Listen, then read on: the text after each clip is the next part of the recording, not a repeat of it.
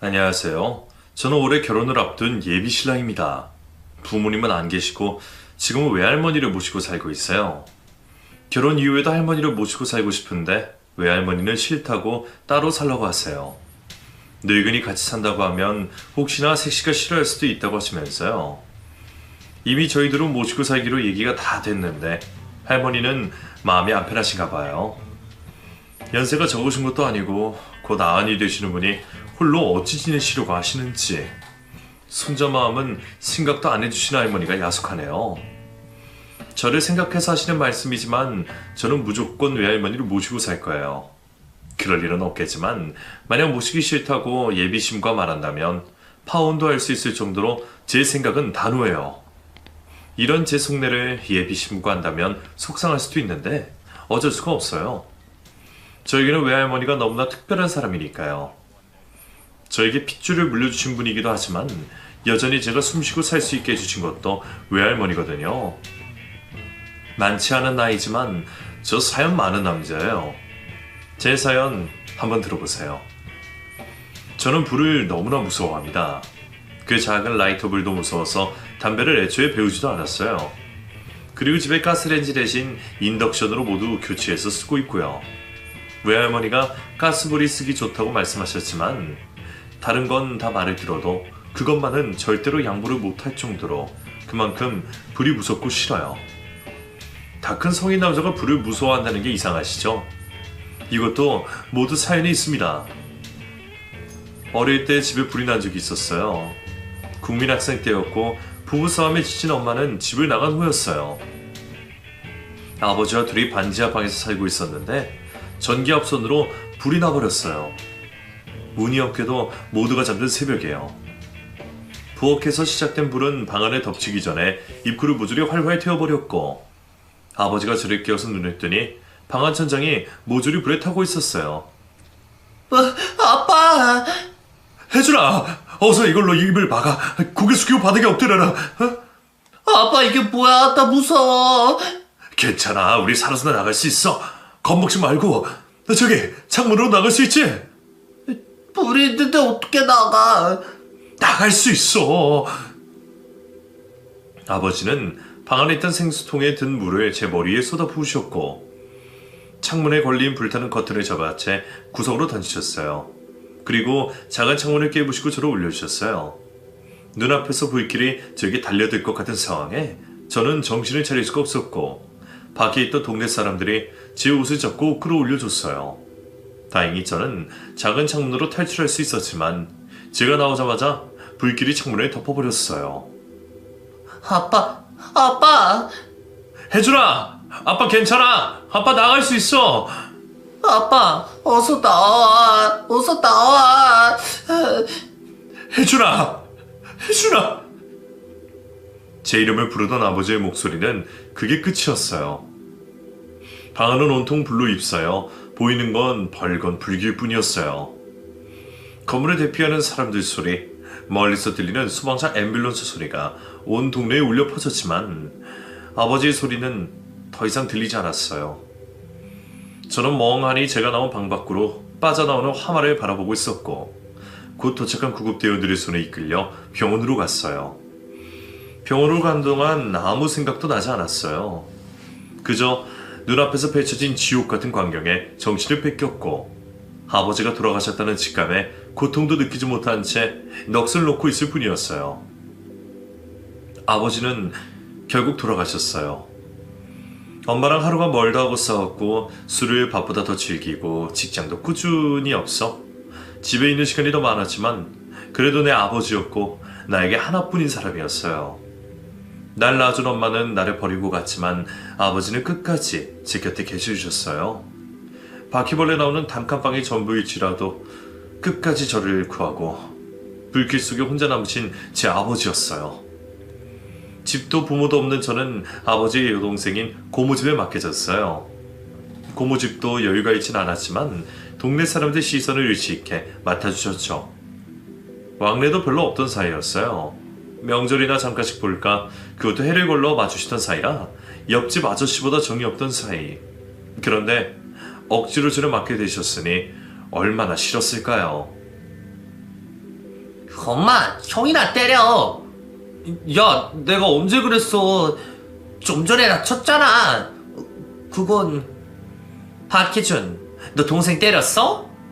고모, 아니에요. 저 안 때렸어요. 아니야, 때렸어.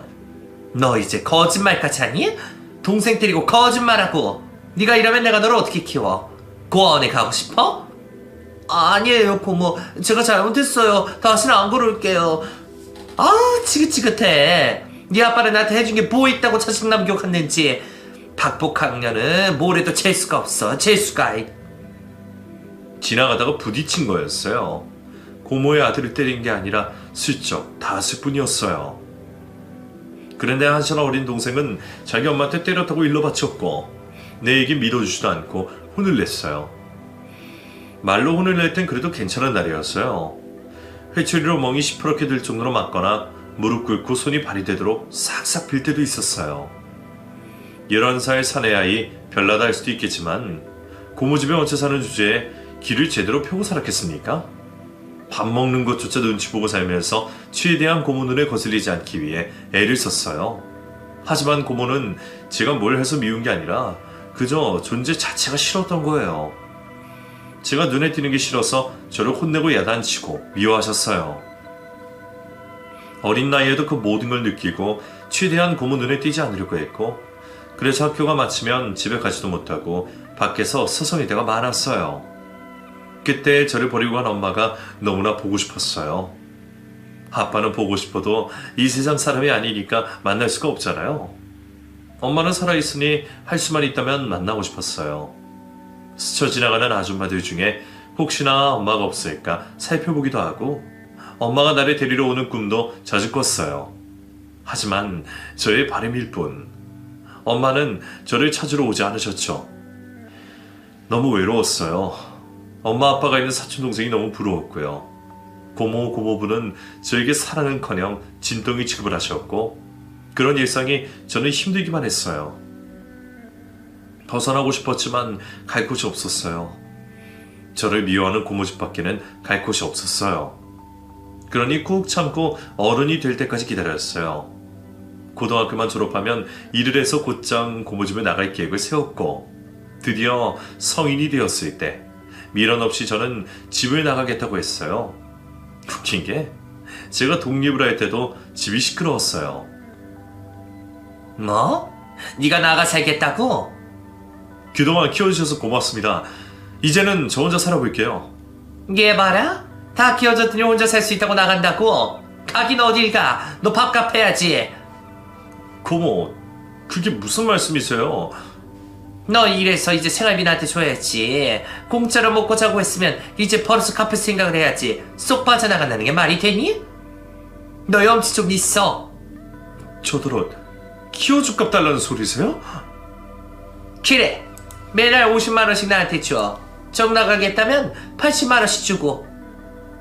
고모, 그건 좀... 왜? 안 되겠니?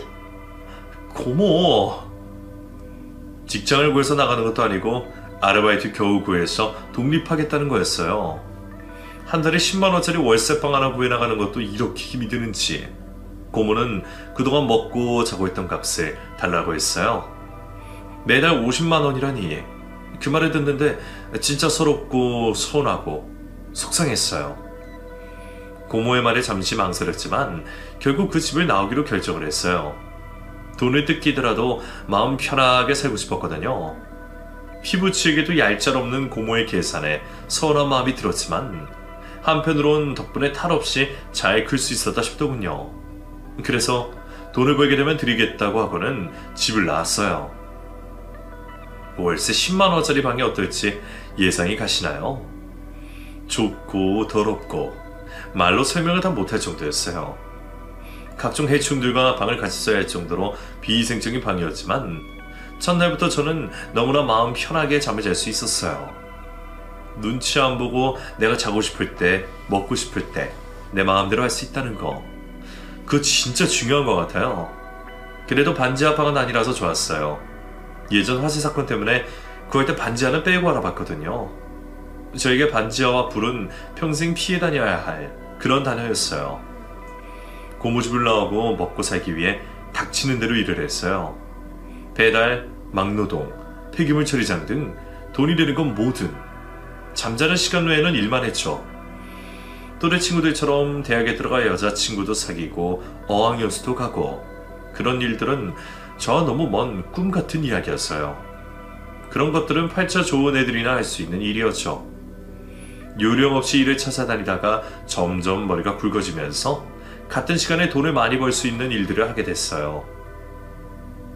술집에서 서빙하는 것도 그 일 중에 하나였는데 다른 것보다 월급이 쓰이더라고요.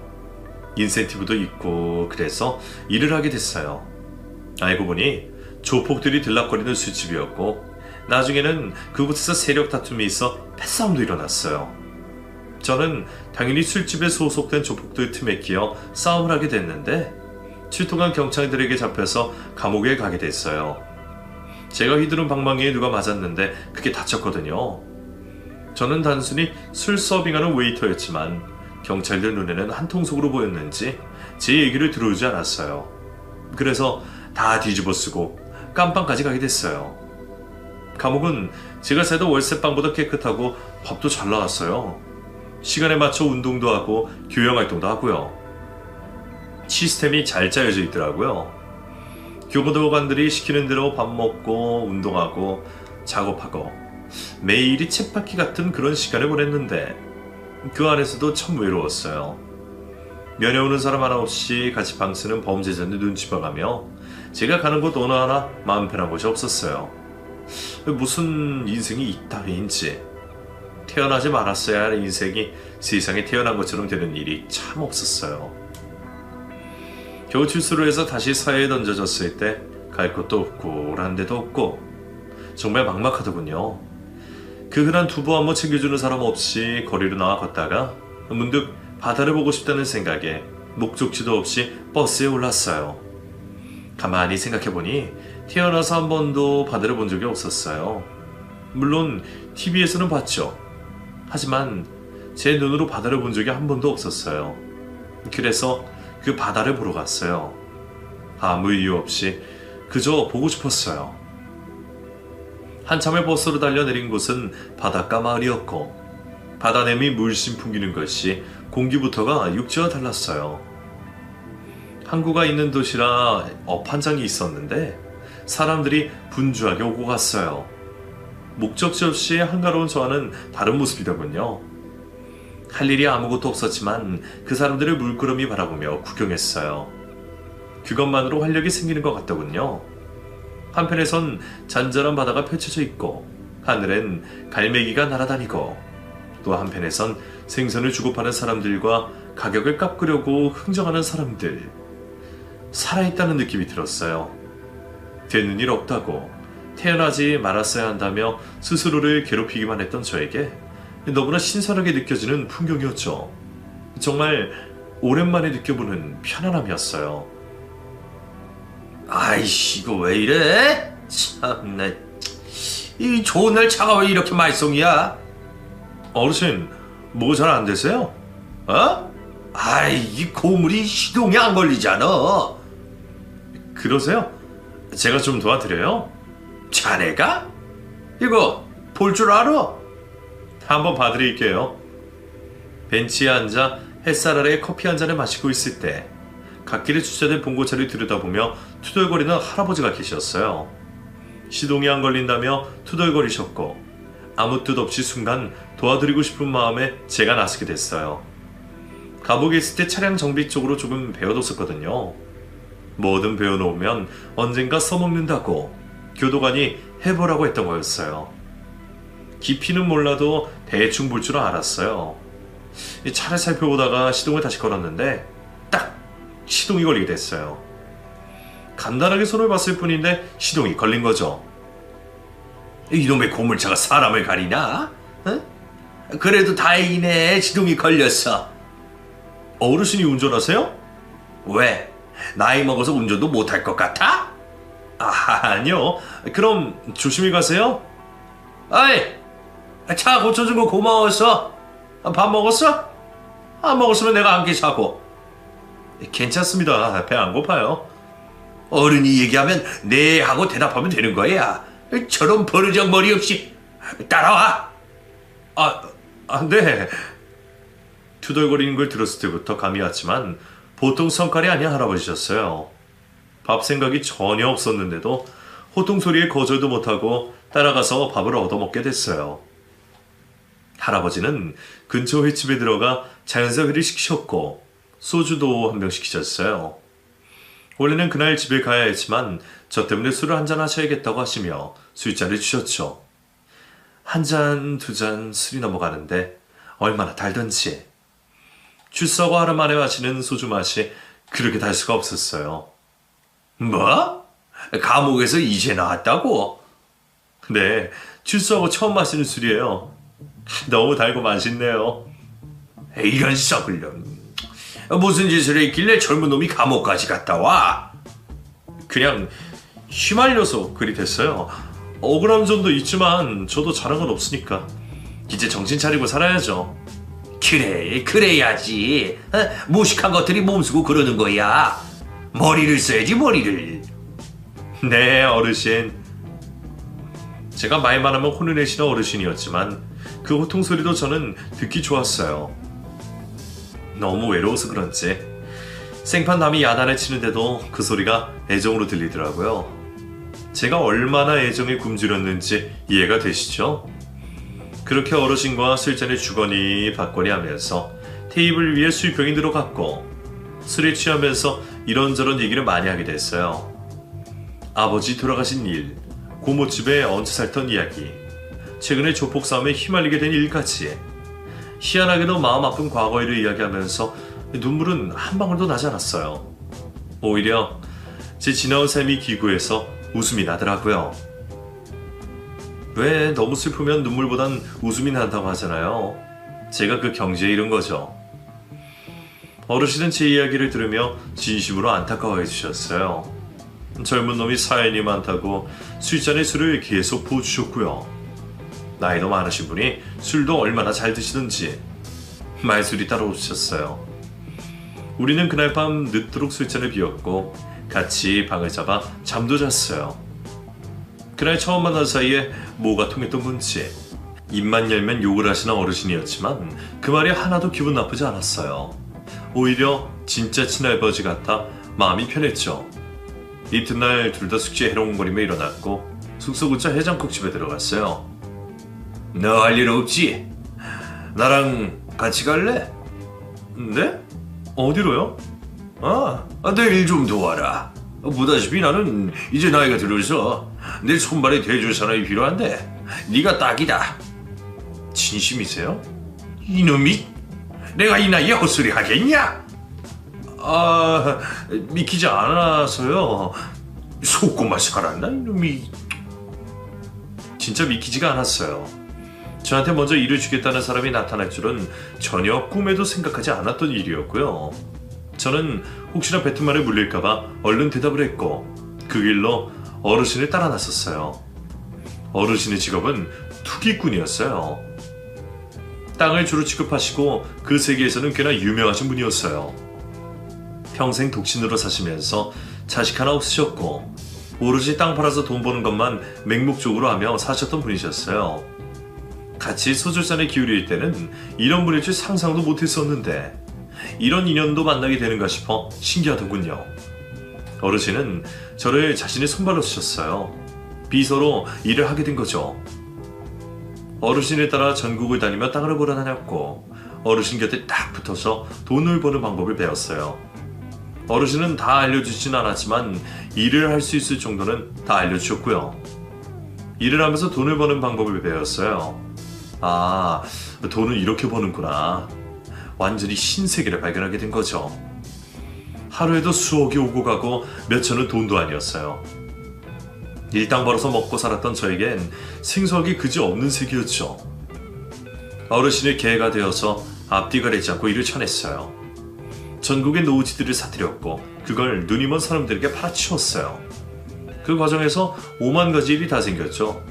찾아와서 따지는 사람, 경찰에 대동해서 찾아오는 사람, 별의별 사람들이 다 있었어요. 하지만 언제나 우리는 빠져나갈 구멍을 만들어놨었고 법조계에도 인맥이 있어 크게 문제가 될 일은 없었어요. 계약을 따내는 만큼 제 통장에 뭉텅이 돈이 들어왔어요. 어르신의 비서로 일을 했지만 저에게도 인센티브를 주셨거든요. 웬만한 국산차를 살 수 있는 돈들이 턱턱 들어오니 진짜 기분이 좋더군요. 그 돈으로 집도 사고 외제차도 뽑고 백화점에 가서 쇼핑도 할 수 있었어요. 몇 년 만에 저를 아는 기존 사람들이 알아볼 수 없을 정도로 겉모습이 확 바뀌어버렸고요. 형! 혜준이 형 맞지? 와, 이렇게 만나네. 누구? 승철이냐? 뭐야, 나 못 알아보는 거야? 섭섭하다 진짜. 형 근데 왜 이렇게 멋있어졌어? 멋있긴. 너는 요즘 뭐하고 다니냐? 나? 얼마 전에 일 그만뒀어. 적성에 안 맞아서. 형은 무슨 일 하는데? 그냥 뭐 직장 다니지. 백수? 발자 좋으네. 고모는 잘 계시니? 엄마야 뭐 맨날 똑같지. 형 바통 하면 엄마 진짜 좋아하시겠다. 그래? 직원들과 회식 간 삼겹살 집에서 그 옛날 같이 자랐던 사촌 동생을 만났어요. 보아하니 여전히 껄렁거리며 쉴 새 없이 사는 것 같아서 피식 비웃음이 났죠. 자연스럽게 고모 얘기가 나왔는데 저를 보고 싶어 한다고 했어요. 거짓말일 게 뻔한 이야기. 고모가 저 같은 걸 그리워할 리가 없었어요. 돈 때문이라면 모를까. 돈밖에 없겠죠. 저한테 키워준 돈 뜯어내려고 혈안이 질 테니까요. 사촌 동생은 질척거리며 계속 제 주위에 얼쩡거렸어요. 회식자 들린 자리라 손 가셔서 연락처를 줬고 며칠 뒤에 고모를 찾아뵈게 됐어요. 세상에, 네가 혜준이가 맞냐? 어쩜 이렇게 변했어. 길 가다 보면 못 알아보겠다. 그래요? 고모는 여전하시네요. 고모부터. 우리야 뭐 이제 늙어가는 일밖에 없으니까. 그나저나 승철이 말 들어보니까 너 잘 나간다며? 내가 봐도 신수가 훤하다. 그래 보여? 직장 다니니까 깔끔하게 하고 다녀서 그렇죠 뭐. 그래, 연봉은 어떻게 되니? 너 다니는데 괜찮으면 우리 승철이도 좀 소개해줘. 너도 알다시피 우리 승철이 일은 잘하잖아. 아, 승철이요? 왜? 잘 있니? 제가 삼재라서 그런지 들어가는 시장마다 문제가 있어서 자꾸 그만둔다. 네 동생이니까 네가 손을 좀 써봐라. 알아는 볼게요. 그래, 고맙다 혜준아. 이제 와서 가족이니 동생이니 둘러보는 고모가 역겹게 느껴졌어요. 그 집에서 어린 시절을 보내면서 흘린 눈물이 얼만데 자신들이 저에게 한 짓은 아무것도 기억이 나지 않는 건지 웃는 낯으로 부탁하는 모습에 정말 토악질이 나올 것 같더라고요. 적당히 대꾸해주면서 흰 봉투를 하나 꺼냈어요. 이게 뭐니? 돈이야? 저 키워주신다고 고생하셨잖아요. 감사했습니다 고모. 뭘 가족끼리 그런 말을 하고 그래. 어디 보자. 5천만 원? 이거 다 주는 거 맞니? 네, 그동안 정말 감사했어요. 세상에, 너 진짜 잘 나가는 모양이구나. 그런 거 아니에요. 그동안 모은 거 드리는 거예요. 어머, 정말 고맙다 혜준아. 잘 쓸게. 진짜 고마워. 돈 5천만 원에 눈이 돌아간 고모와 고모부를 보면서 이 정도면 됐다 싶었어요. 고모는 놀러 오라고 했지만 이대로 영영 관계를 끊어야겠다고 저는 생각했죠. 적든 많든 내 성의는 보였으니 할 도리는 다 했다 싶었고요. 더 인연을 끌어봤자 좋을 게 없는 사람들이었어요. 그래도 이렇게 정리를 하고 나니 속이 시원하더군요. 묵은 감정들도 해소되는 것 같았고 미련 같은 것도 모두 사라졌어요. 그래서 5천만 원이 하나도 아깝지 않았고요. 이후에도 여전히 전국을 다니며 일을 했어요. 수완이 좋은 우리 어르신의 욕심은 끝이 없었고 어르신이 일을 벌릴 때마다 잠잘 시간도 없이 바쁘게 다녔어요. 그럴수록 제 통장에도 돈이 쌓였고요. 한 번은 지방에 땅을 보러 갔다가 일을 마치고 나니 출출했어요. 시골 동네라 먹을 만한 데가 눈에 띄지 않아 국밥집에서 뜨끈하게 한 그릇 해결하고 길가에서 일을 쑤시고 있자니 제 차 곁으로 파지 줍는 할머니가 지나가고 있었어요. 빈순이나 마찬가지인 리어카를 끌고 두분궁으로 천천히 지나가는데 갑자기 마찰음이 들렸어요. 끼익 설마 했는데 역시나 리어카가 지나가며 제 차를 긁었고 멀리서 봐도 보일 정도로 꽤 깊이 긁혔어요. 세상에 이를 어쩌면 좋아. 아이고 젊은이 혹시 저 주인이요? 네, 제 차네요. 아이고 늙으면 죽어야지. 미안해서 어쩌노. 비싼 차 같은데. 어르신, 자식은 있으세요? 자식? 딸이 하나 있었는데 일찍 죽었어. 그럼 남편은요? 그 할머니 혼자 살아요. 이거 수입차죠? 딱 보기에도 그렇네. 할머니 이제 어째요? 늙으면 죽어야 해. 아휴 젊은이 내가 진짜 미안해요. 내 전 재산이 이거밖에 없는데 이걸로 안 되지? 할머니가 내민 손에는 꼬깃꼬깃 접힌 5만원짜리 한 장이 들려 있었고 어르신이 많이 놀랐는지 눈물을 보이고 계셨어요. 저는 그 돈을 보며 할머니 손에 눈길이 갔어요. 등이 굽은 할머니는 옷을 크게 입으셔서 그렇지 많이 마른 모습이었고 손도 뼈만 남아 나무가지처럼 앙상해 보였어요. 친할머니도 외할머니도 없는 저는 할머니와의 추억도 없었지만 왠지 마음이 쓰였어요. 그래서 수리비는 받지 말자 싶었고요. 할머니, 수리비 안 주셔도 돼요. 뭐라고? 돈을 안 받겠다고? 네, 안 주셔도 돼요. 아니 세상에, 그래도 나 때문에 차가 망가졌는데 안 받아도 되겠어? 네, 제가 수리할게요. 할머니, 식사는 하셨어요? 내가 미안해서 어쩌노. 식사 아직 안 하셨죠? 국밥 드실래요? 이 집 맛있게 잘하네요. 아니요, 차도 망가뜨렸는데 무슨 식사를. 제가 사드리고 싶어서 그래요. 우리 할머니 같네. 제가 뜨끈한 거 사드릴게요. 할머니는 순살을 치셨지만 제가 안으로 모시고 들어갔어요. 일하면서 어르신들 자주 만났지만 이렇게 챙겨드리고 싶은 마음이 드는 건 처음이었어요. 차가 긁혔지만 별로 화도 나지 않았어요. 그저 어르신이 식사하시는 걸 먼저 보고 싶은 마음뿐이었어요. 할머니는 정말 시장하셨는지 그 많은 국밥을 다 드셨어요. 후후 불어서 맛있게 드시는 걸 보며 제 마음이 왜 뿌듯한지 알 수가 없었지만 좋은 일 한다 생각하며 그릇을 비우실 때까지 앉아 있었어요. 마침내 뚝배기가 바닥을 보이고 할머니는 저를 보며 활짝 웃어주셨어요. 얼마 만에 이렇게 맛있게 음식을 먹었는지 모르겠어.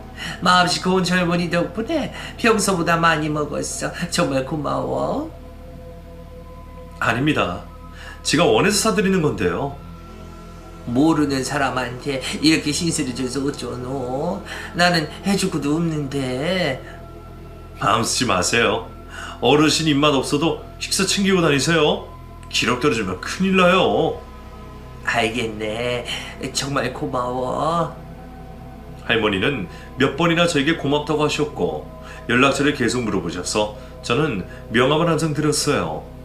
앞으로 또 볼 일은 없겠지만 혹시나 해서 드렸는데 그 이후 해마다 할머니께서는 새해가 되면 신년카드에 덕담을 쓰셔서 저에게 선물을 보내주셨어요.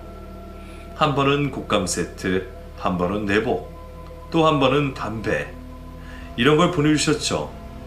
잊지도 않고 매 꾸준히 그리 보내주셨어요.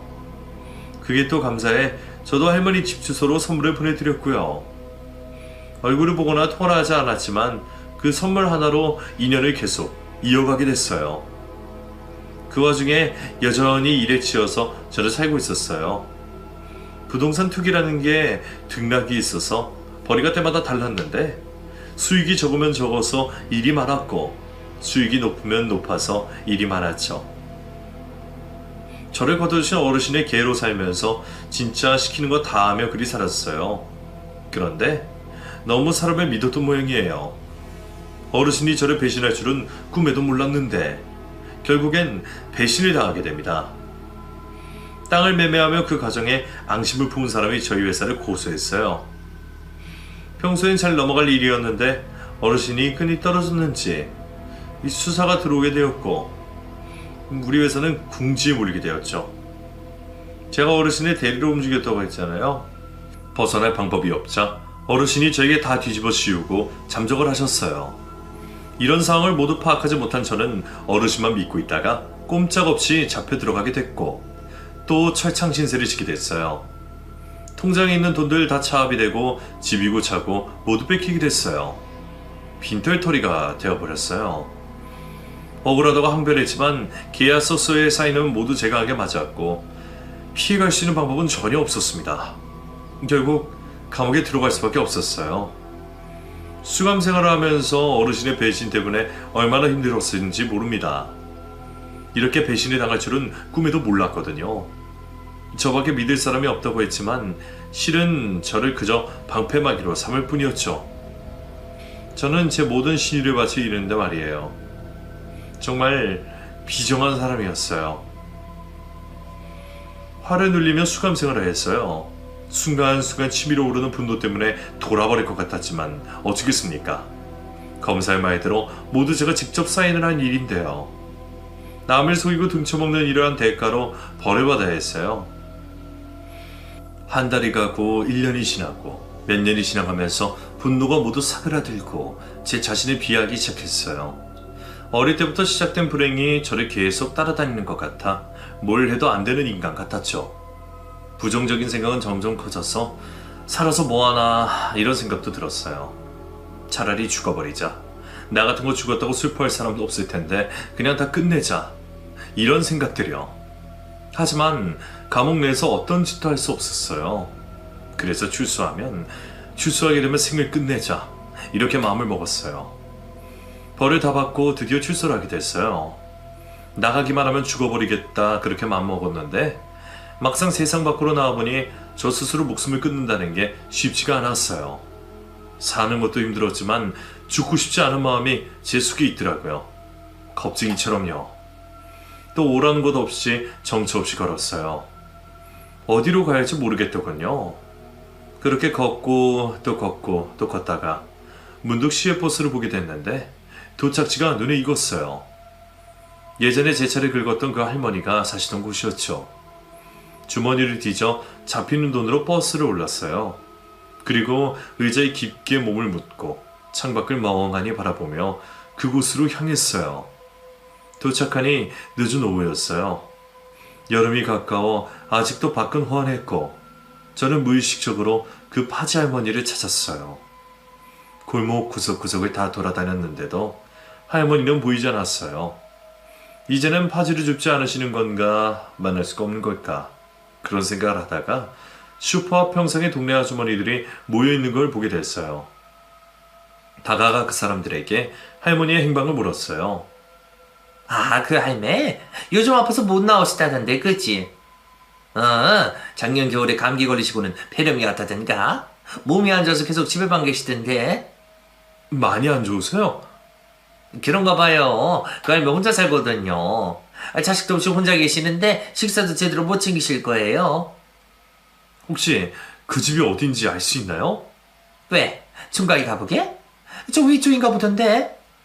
내가 그 집 알아요. 내가 알려줄게요. 네, 고맙습니다. 다행히 할머니의 집을 아는 사람이 있었고 그 사람에 따라 할머니를 만나러 갔어요. 할머니를 처음 만났던 건 이미 오래전 일이었고 해마다 선물을 주고받기는 했지만 이렇게 찾아가는 게 민폐는 아닐까 하는 생각도 들었지만 이왕 여기까지 온 거 얼굴만 보고 가자 싶어 찾아갔는데 할머니는 생각보다 상태가 심각했어요. 어르신, 정신 차려보세요, 어르신! 할매 괜찮어? 아이고 어쩌면 좋아. 정신 잃으신 것 같은데. 우선 저한테 좀 업혀주세요. 병원은 어디예요? 나 따라와요. 작은 병원이긴 한데 우선 거기라도 가봐요. 저는 할머니를 들쳐업고 병원으로 달렸어요. 등에서 느껴지는 숨소리가 너무나 약해 혹시 돌아가실까봐 걱정이 됐어요. 앞뒤 가리지도 않고 무작정 달려 병원으로 갔고 바로 의사의 처치를 받게 됐는데 기력이 떨어져서 정신을 잃으신 것 같다고 했어요. 바로 할머니를 입원시키고 그 곁을 밤새워 지켰어요. 링거줄을 팔에 꼽고 잠드신 할머니를 보며 정말 이상했어요. 그날이 할머니를 두 번째 보는 날인데도 왜 이렇게 마음이 쓰이는 건지. 원래 알던 사람도 아니고 심지어 제가 살던 곳과 멀리 떨어진 지방이었어요. 가족도 아닌데 마음이 이렇게 쓰이는 걸 보면 어쩌면 이 할머니와 인연인가 보다 싶더군요. 제가 생각해도 아이러니했지만 달리 설명할 수 있는 이유가 없었어요.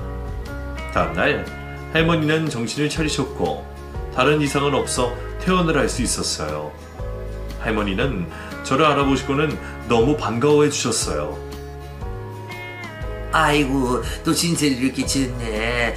자꾸 젊은이한테 이렇게 신세를 지어서 내가 어찌해야 할지 모르겠어. 그런 거 마음 쓰지 마세요. 저는 괜찮아요. 식사는 했어? 내가 집에 가서 국수라도 말아줄까? 반찬이 시원찮아서 밥은 못 해주겠네. 국수요? 나 국수 좋아하는데? 그래? 그럼 내가 맛있게 해줄게. 우리 집으로 가. 네. 할머니의 집으로 가서 할머니가 해주시는 국수를 대접받았어요. 얼마나 맛있던지. 냉동실 깊이 들어있던 멸치 육수를 녹여서 만든 국수라 시원하고 정말 맛있었어요. 왠지 엄마가 생각나는 그런 맛이었죠. 2, 3인분은 될 것 같은 양이었지만 단숨에 먹어치웠어요. 정말 태어나서 먹은 국수 중에 제일 맛있었어요. 할머니는 제가 잘 먹는 걸 보고는 기분이 좋아 보이셨고요. 정말 손주 같다는 말씀도 하시면서요. 그러다가 기력이 떨어지셨는지 바로 자리를 깔고 누우셨는데 살펴보니 상태가 안 좋아 보이셨어요. 아무래도 혼자 두고 가면 안 될 것 같았죠. 저는 할머니가 기력을 찾으실 때까지 보살펴드리기로 마음을 먹었어요. 다행히 방 한 칸에 거실 겸 부엌이 있는 집이라 거실에서 자면 될 것 같았고요. 그렇게 저와 할머니의 동거가 시작이 되었어요. 저는 할머니의 건강을 위해 삼시세끼 신경을 써서 밥을 했어요. 이가 부실해 씹지 못하셔서 고기 반찬은 모조리 갈아서 만들고 밥도 물을 많이 부어 죽처럼 만들어 드렸어요. 입맛이 없어서 많이 못 드시겠다고 하셔서 조금씩 양을 늘렸고 영양제도 따로 사서 챙겨드렸죠. 더디지만 조금씩 할머니는 기력을 찾아가셨어요. 누워만 계셨던 초반과 달리 낮에는 깨어 계시는 시간이 늘어났고요. 식사량도 늘어나길래 보약도 지어서 챙겨드렸고요. 할머니, 보약 드세요. 아유, 일이 비싼 걸. 네가 돈이 어디 있어서 내가 주지도 못하는데. 예전에 벌어놨던 거 조금씩 쓰고 있어요. 아껴서 쓰니까 걱정 마세요. 고마워. 정말 고마워. 자네 덕분에 내가 아직도 살아있네 그려. 오래오래 사셔야죠. 아직도 팔팔하신데. 다 늙어서 뭘 더 살아. 나는 욕심 없어. 자식도 앞세운 년이 뭔 욕심이 있을까? 자식이 있으셨어요? 아주 예쁜 딸이 하나 있었지. 박복한 년. 자식 넣어놓고 죽기는 왜 죽는지. 손주도 있으셨나봐요. 낳았다는 것만 알고 나는 몰라. 내 새끼 어디서 사는지, 죽었는지 살았는지도 몰라. 따님 보고 싶으시겠어요? 많이 보고 싶어. 정말 꽃처럼 예뻤는데. 내 딸 보여줄까? 사진 있으세요? 아이, 몇 장 없어. 내가 보여줄게. 가만히 있어봐. 할머니는 장롱 안에 넣어둔 사진첩을 꺼내셨고 그 속에 자신의 딸 사진을 저에게 보여주었어요. 어떻게 생긴 분일까 궁금해하며 사진을 쳐다본 순간 저는 얼어버리고 말았습니다. 그 사진 속에 너무나 익숙한 모습이 있었거든요. 그곳에 우리 엄마가 있었어요. 내 엄마. 꿈에서라도 보고 싶은 내 엄마가 그 사진 속에 있었어요. 할머니, 이분이 딸이에요? 이쁘지? 아직 살아있으면 잘 살고 있었을 텐데 죽기는 왜 죽어 가지고. 자살하셨나봐요. 우울증이 좀 있었어. 자식 낳고서에다가 도저히 안 되겠던지 집을 뛰쳐나왔는데 더 견디지를 못하고 강물에 뛰어내렸어. 미친년. 얼마나 독한지. 그렇게 독한 년이 왜 못 살아. 살면 되지. 그 손주는 어떻게 됐어요? 몰라. 나한테 알려주지도 않고 가버렸어. 지 아빠랑 잘 살고 있겠지? 아이, 다 컸으면 자네 나이 정도 됐겠네. 아니, 왜 울어? 왜 우는 거야? 내가 뭐 잘못 말했어? 우는 저를 보고 할머니가 놀라서 물으셨어요. 왜 우느냐고. 저는 아무 말도 못하고 사진에서 시선을 떼지 못한 채 펑펑 울어버렸어요. 정말 그곳에서 엄마를 만나게 될 줄은 꿈에도 몰랐어요. 사진 한 장 남긴 것 없이 매정하게 떠났던 엄마였는데 그 엄마가 이미 죽고 세상에 없는 사람이라니 가슴이 아파서 숨을 제대로 쉴 수도 없었어요. 자네 괜찮은가? 왜 그래? 어? 할머니, 제가 할머니 손주예요. 뭐라고? 할머니 딸이 제 엄마라고요. 뭐? 아이, 세상에 이런 일이. 그게 사실이야? 네. 아이고, 아이고, 내 새끼. 내 새끼였어. 내 새끼였어. 이래 어쩌면 좋아. 내 새끼도 못 알아보고 이 늙은 할망구가. 할머니. 저 할머니는 서로를 끌어안고 펑펑 울었어요. 얼마나 사무치는지 서로를 끌어안고 몇 번이나 얼굴을 들여다보면서 그렇게 울었어요. 그동안 나도 모르게 신경 쓰였던 그 끌림이 핏줄인지도 모르고 결국 이렇게 만나게 됐다니 믿을 수가 없었어요. 할머니는 저에게 계속 미안하다고, 알아보지 못해서 미안하다고 하셨고, 저 역시 보고 싶었다고, 너무나 그리웠다고 말하며 엉엉 울었어요.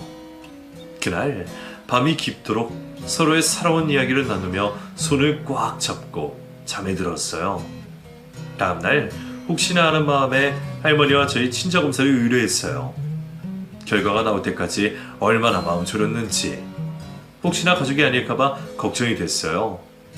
그런 저를 보며 이렇게 된 상황에 결과가 아닐지라도 쭉 인연을 이어가자고 할머니가 말씀해 주셔서 겨우 진정을 하며 결과를 기다렸어요. 드디어 결과지가 제 손에 들어왔고 조심히 열어보니 우리들은 혈연관계가 맞았어요. 정말 기적적으로 저희 외할머니를 찾은 겁니다. 결과지를 보고 너무나 기뻤어요.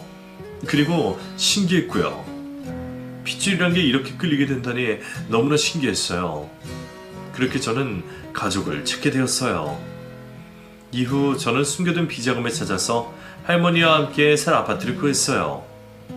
어르신한테 배신당하기 전에 조금은 걱정스러워 땅에 묻어뒀던 돈이 있었거든요. 혹시나 없어졌을까봐 걱정했는데 다행히 자리에 그대로 있었고 제 손에 들어왔어요. 그 돈으로 작은 아파트를 하나 샀어요. 그리고 할머니와 함께 살며 저는 직장 생활을 시작했고요. 호족에 그어진 2개의 빨간줄 때문에 직장 구하기가 쉽진 않았지만 몸 힘들고 돈 적게 버는 일을 하게 됐어요. 예전에 비하면 턱없이 적은 월급이었지만 정당하게 일해서 버는 돈이라 마음이 편하고 떳떳합니다. 지금은 서두에 말씀드렸듯이 좋은 여자 만나서 결혼을 앞두고 있어요. 한참 모자라고 가지가 없는 저이지만 믿고 따라와주는 그 사람에게 감사한 마음을 가지고 있어요. 결혼해서 할머니와 함께 평생 행복하게 살 겁니다. 가족을 잘 지키기 위해 최선을 다할 거고요. 제 이야기는 여기까지입니다. 세상에 내 편 하나 없다고 생각하며 죽으려고 했었어요. 그때 정말 세상을 떴다면 지금의 행복은 느낄 수 없었을 겁니다. 지난날 성급하게 행동하지 않은 저를 칭찬하고 싶어요. 제 가족을 위해서 앞으로 열심히 살겠습니다. 긴 이야기 들어주셔서 감사하고 또 감사합니다. 행복하세요.